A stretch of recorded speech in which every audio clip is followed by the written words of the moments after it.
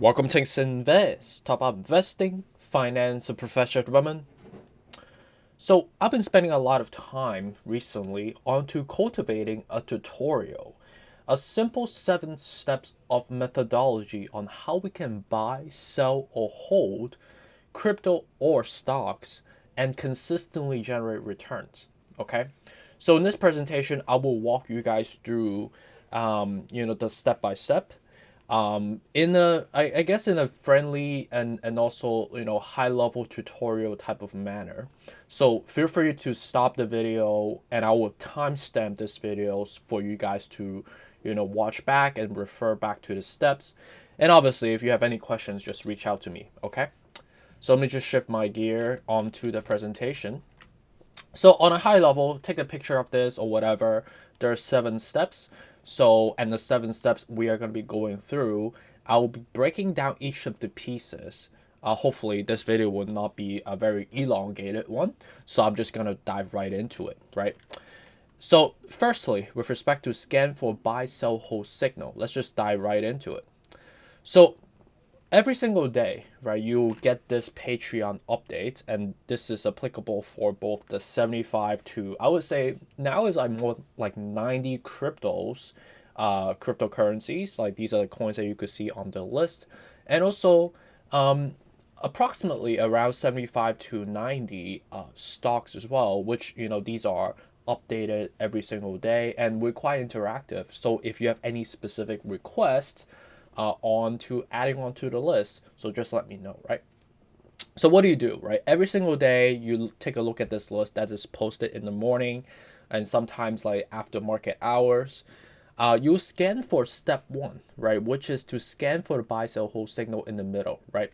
And whenever you see something that's jumping off the page that is either saying that you should buy or sell, right? Let's say if this is saying that you should be, is saying a buy signal, which is my recommendation. But obviously for this demonstrative purposes, we're only saying hold at the moment. So what do? After you have that, you shift that onto the next page, right? So let's say, Ethereum is recommending a buy, right? So you go on to the technical chart, which is the next level in the middle, right? You could see that there's in the middle. And this is indicating there are 3 levels, in the resistance or the support level, right? And you could see that with respect to the first level up, what this is indicating is that the next level up based on the current level, right? And the current level that we're trading at as of today, 9:45 a.m. on September 3rd, is 1,555, right? So the next level up on the resistance level will be 1710.90, right? You could feel free to round it up or round it down depending on how you would like to. And then with respect to what's the level down, right? These are the level of supports, right? So these are levels like 1450, 1475, and then the subsequent level, if we break that level of support, will be 1400, which is 1399, right? So as you get that level checked out, you understand that, okay, are we in a wide range of spectrum with respect to the technical level of support and resistance? If we are aligned and we're relatively close in proximity, right, which is, in this case is recommending a buy, you check out the fundamental level, which is talking about, after doing the quantitative analysis, using a financial model to understanding and assessing, what's the true value of Ethereum, then we understand that fundamentally, what are supposed to be the prices that Ethereum should be trading at would be based on fair, attractive, and steal level, right? So as you double check that, you see that, oh wow, we are in the steal level in the fundamental perspective, which is true, right? Overall market was highly oversold. Crypto is highly oversold, so that makes a lot of sense, right? So as you get that signal, you want to dive into the next level, which is taking a look at the, the largest delta, right? Are we in oversold or overbought? Obviously, in this case, right, you could see that we highly oversold by 50.6% compared to the overall market, right? So as you do that, obviously you have a good sense on like, okay, so the technical looks good, the fundamental level looks good, the overall macro market looks like it's aligned and it's on a discount, right? So you also want to do some, interesting things, right? If you're buying stocks, right, you want to be looking at what the whales are doing. So going back to step one, you scan for buy or sell signal with respect to what happened that day, right? So you could see that as of Friday, the 2nd, right, which is this past Friday, you could see that collectively, ARK Invest has sold a quite amount of stocks. So you could use this list and you could triangulate like, okay, wow, so ARK Invest was very active that day. And you could see like how much they've sold, what is the key delta of variance on driving it. You could also see like with respect to their total portfolio, how much they have shifted, how many shares they have, and things like that, right? And you could also look at for BlackRock, which is the largest fund managers in the world. They're managing $1 trillion. I would say BlackRock technically like they rule the world in the case. If you look at like the history of it and with respect to how diversified is their holding, in an asset perspective, is quite diversified and global. And so you could tell like, so if they are selling a certain stocks, should you be buying in, right? So this will also give you a level of flavor of reference, right? You also maybe want to do just knowing the fact that the U.S. politicians have more information on a macro perspective before we know, right? So I was very fortunate to get the direct source on what are the politicians trading on a day-to-day basis, right? And I'm able to understand what they're buying. Are they fully selling or partially selling, right, on a day-to-day basis? And it will show all the tickers, right?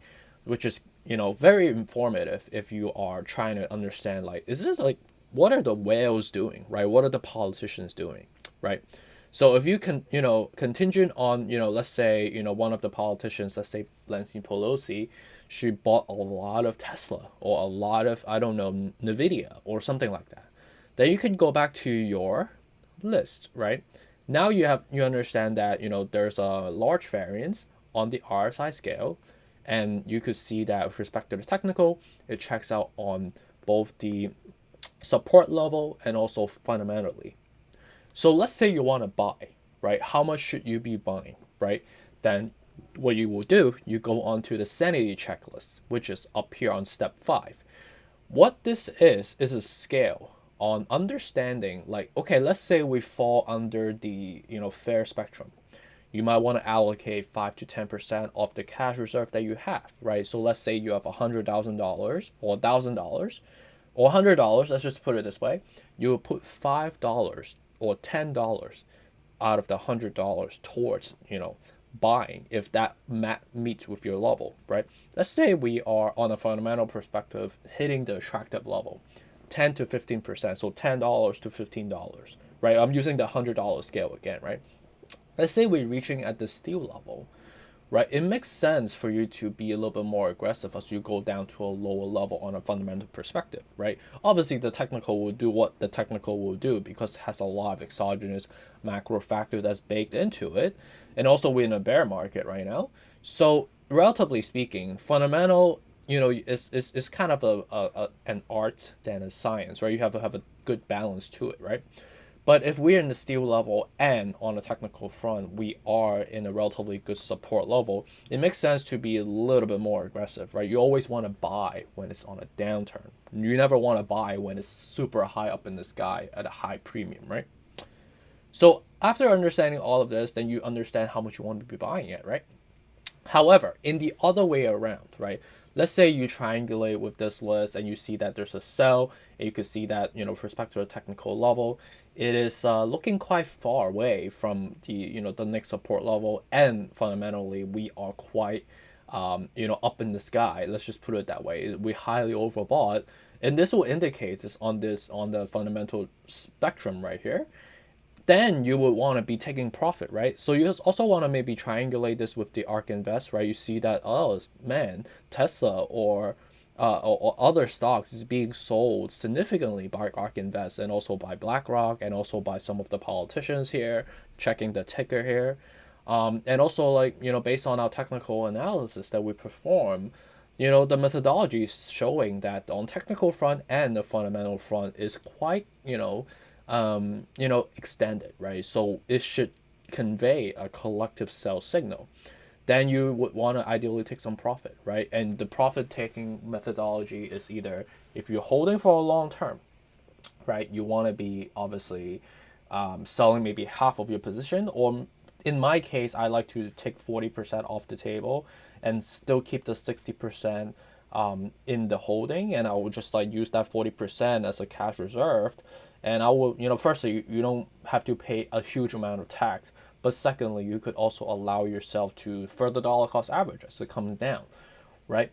And then what you do after you have that pool of capital, you can just repeat and rinse and repeat, rinse and repeat. So if you follow this again, right, this 7 steps, you should be, quite successful. But it does take some, practice, right? And, for me to like simply explain this to you, because I've been doing this for the last basically 1 decade so far. My collective experience has been on Wall Street, buying and selling, right, on equity side. So it makes a lot of sense why it's very, rigorous. But if you need any like specific guidance, right, yeah, I think my face is like kind of covering it. So let me just shift my head here. So like again, right, just to repeat one last time, right? Scan the buy sell hold signals using the DCA list that we cultivate on a day-to-day basis. Feel free to refer us, on the YouTube channel that we talk about day-to-day basis. Scan other whales investors buy sell hold signals as well to formalize your, just to give you a little bit of a flavor and observations on what the whales are doing, right? And then lastly, scan the politician trade numbers as well. Like, are they buying or are they selling, right?